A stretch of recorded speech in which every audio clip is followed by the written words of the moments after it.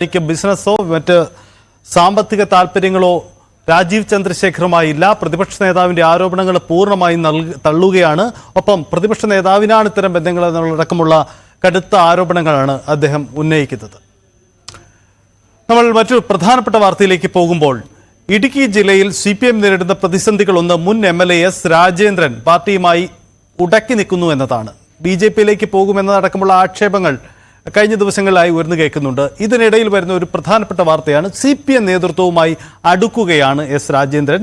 ഇടതു മുന്നണിയുടെ ദേവികുളത്ത് നടക്കുന്ന കൺവെൻഷനിലടക്കം രാജേന്ദ്രൻ പങ്കെടുക്കും എന്നതാണ് ഈ വാർത്തയുടെ വസ്തുത. അതിലേക്ക് പോകുമ്പോൾ പ്രിൻസ് ജെയിംസ് നമുക്കൊപ്പം ചേരുന്നുണ്ട്. പ്രിൻസ്, ഈ രാജേന്ദ്രൻ CPM-വുമായി അടുക്കുന്നു എന്ന വാർത്തകളിലേക്ക് കഴിഞ്ഞ ദിവസം രാജേന്ദ്രന്റെ പ്രതികരണത്തിൽ അദ്ദേഹം പറഞ്ഞത് പാർട്ടിയിലേക്ക് താൻ ഇനി ഇപ്പോഴില്ല, കാരണം അവിടെ വന്നാലും തനിക്കെതിരെ നടപടി ഉണ്ടാകും എന്നടക്കമുള്ള വലിയ ആരോപണങ്ങളാണ് ഉന്നയിച്ചത്.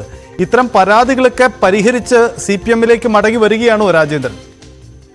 സജിത്ത്, കൃത്യമായും രാജേന്ദ്രൻ ജില്ലാ നേതൃത്വത്തിനെതിരെയൊക്കെ ആരോപണങ്ങൾ കഴിഞ്ഞിടയ്ക്ക് ഉന്നയിച്ചിരുന്നു. പ്രത്യേകിച്ചും മൂന്നാറിലെ പാർട്ടിയുടെ നേതൃത്വം വഹിക്കുന്ന KV ശശി അടക്കമുള്ള ജില്ലാ കമ്മിറ്റി അംഗമടക്കമുള്ള ആളുകളുടെയൊക്കെ ആരോപണങ്ങൾ ഉന്നയിച്ചിരുന്നു. കൃത്യമായി പ്രവർത്തിക്കാൻ അനുവദിക്കുന്നതും തനിക്കെതിരെ തിരിയുന്നത് ഇത്തരക്കാരാണെന്നൊക്കെയുള്ള ആരോപണങ്ങൾ രാജേന്ദ്രൻ പല ഘട്ടങ്ങളിൽ ഉന്നയിച്ചിരുന്നു. അപ്പം കഴിഞ്ഞിടെ BJP നേതാക്കൾ, ദേശീയ നേതാക്കൾ അടക്കം തന്നോട് ചർച്ച ചെയ്ത കാര്യങ്ങളും സംസ്ഥാന നേതൃത്വത്തെ അറിയിച്ചിട്ടും ഈ സസ്പെൻഷൻ പിൻവലിക്കാനുള്ള നടപടികളിലേക്ക് നീങ്ങുന്നില്ല എന്നടക്കം രാജേന്ദ്രൻ പ്രതികരിച്ചിരുന്നു. എന്നാലും പാർട്ടിയുമായി നിലവിൽ പാർട്ടിയിലേക്ക് മെമ്പർഷിപ്പ് പുതുക്കുന്ന കാര്യങ്ങളടക്കം ചർച്ച ചെയ്തില്ലെങ്കിൽ പോലും പാർട്ടിയെ വിട്ട് മറ്റൊരു പാർട്ടിയിലേക്ക് പോകുന്ന കാര്യങ്ങൾ ചർച്ചയില്ല അല്ലെങ്കിൽ ആലോചനയിലില്ല എന്നാണ് രാജേന്ദ്രൻ പ്രതികരിച്ചത്.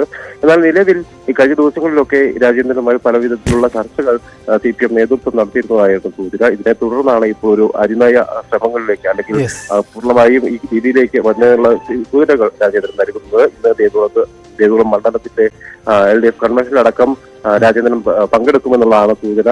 എങ്കിൽ തമിഴ് വോട്ടർ മേഖലയിൽ, തമിഴ് ഭൂരിപക്ഷ മേഖലയിൽ വലിയ സ്വാധീനമുള്ള നേതാവാണ് രാജേന്ദ്രൻ. അത്തരത്തിലുള്ള പ്രതിസന്ധികൾക്ക് LDF പരിഹരിക്കാനാവും.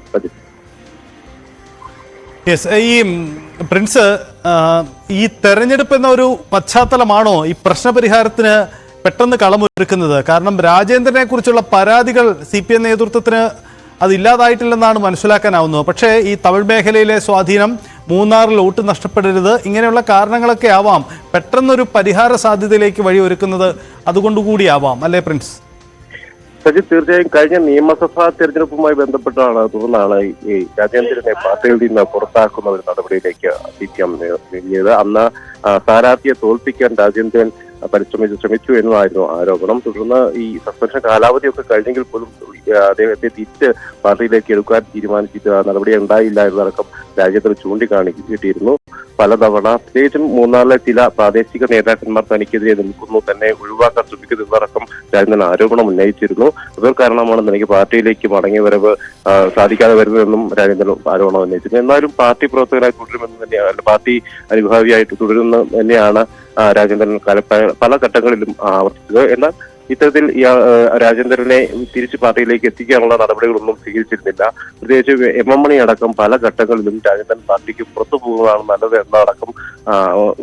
എന്നടക്കം പ്രഖ്യാപനങ്ങൾ നടത്തിയിരുന്നു, ഇത്തരത്തിലുള്ള പ്രതികരണങ്ങൾ നടത്തിയിരുന്നു. ആ ഒരു സാഹചര്യം കൂടി നിലവിലുണ്ട്. എന്തായാലും ഈ വിഷയത്തിലൊക്കെ പാർട്ടി നിലവിൽ രാജേന്ദ്രൻ കഴിഞ്ഞിടയ്ക്ക് BJP-യുമായിട്ടുള്ള നേതാക്കളൊക്കെ രാജേന്ദ്രനുമായി ചർച്ച നടത്തിയതടക്കം കാര്യങ്ങളും ദേശീയ സംസ്ഥാന നേതൃത്വത്തെ അറിയിച്ചിട്ടും നടപടി ഉണ്ടായില്ല എന്നതുപോലും രാജേന്ദ്രൻ പ്രതികരിക്കുന്ന ഒരു സാഹചര്യം കൂടിയുണ്ട്. എന്തായാലും നിലവിൽ ഈ രാജേന്ദ്രന് ഈ മേഖല, തമിഴ് ഭൂരിപക്ഷ മേഖലയിൽ വലിയ സ്വാധീനമുള്ള ഒരു രാഷ്ട്രീയ പ്രവർത്തകരാണ്.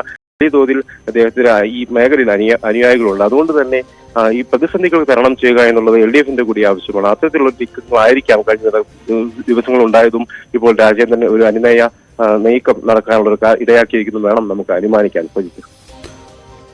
എസ് രാജേന്ദ്രനുമായുള്ള പടലപ്പിണക്കം അവസാനിപ്പിക്കാൻ CPM-ന്റെ നീക്കം തെരഞ്ഞെടുപ്പ് കാലഘട്ടമായതുകൊണ്ടാണ് ഇത്തരമൊരു പശ്ചാത്തലം ഒരുങ്ങുന്നത് എന്നതാണ് ഇതിന്റെ രാഷ്ട്രീയ സാഹചര്യം. മൂന്നാറിലെ, ഇടുക്കിയുടെ മൂന്നാർ അടക്കമുള്ള മേഖലകളിലെ തമിഴ് വോട്ടർമാരെ സ്വാധീനിക്കാൻ കഴിവുള്ള നേതാവാണ് രാജേന്ദ്രൻ. ലോക്സഭാ തെരഞ്ഞെടുപ്പിൽ രാജേന്ദ്രൻ തെറ്റി നിൽക്കുന്നത് ക്ഷീണമാകുമെന്ന വിലയിരുത്തലാണ് CPM ഇത്തരമൊരു തീരുമാനത്തിലേക്ക് പോകുന്നത് എന്നുകൂടിയാണ് നമുക്ക് മനസ്സിലാക്കാനാവുന്നത്. എസ് രാജേന്ദ്രൻ എന്തായാലും ഈ വിഷയത്തിൽ അദ്ദേഹത്തിൻ്റെ നിലപാട് കൂടി പ്രസക്തമാണ്. അദ്ദേഹത്തിൻ്റെ പ്രതികരണം ഉടൻ തന്നെ ഉണ്ടാകുമെന്നാണ് നമ്മൾ പ്രതീക്ഷിക്കുന്നത്.